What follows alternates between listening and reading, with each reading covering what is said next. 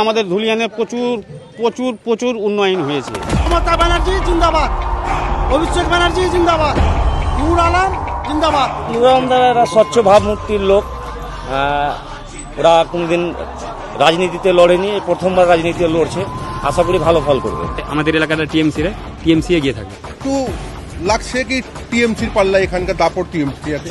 আমরা নূর আলমকে জিতাবো, এখানে লাইকানি বিশ্বাসের বেটাকে জিতাবো আমরা, জেনে আমাদের উন্নয়ন হয়। আমাদের ভোটে কিছু কিছু লোকে গ্রামে নাম বাদ করে ডিলিট করে দিয়েছে, তো মনে করেছে মমতা হেরেই যাবে।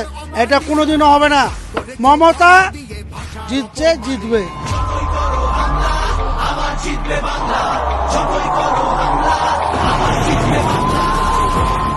টিএমসি এসে আমাদের যে ধুলিয়ানবাসীদের যা উন্নয়ন হয়েছে বলার নাই। ধুলিয়ানকে একটা ভালো হসপিটাল দিয়েছে, পানীয় জলের ব্যবস্থা হয়েছে, পার্কিংয়ের ব্যবস্থা হয়েছে।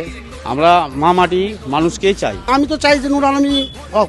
আশা করি ভালো রেজাল্ট করবে এবং তার জন্য আশীর্বাদ থাকবে। মা মাটির মানুষ জিন্দাবাদ, লক্ষ্মী ভান্ডার জিন্দাবাদ, বেকার ভাতা জিন্দাবাদ।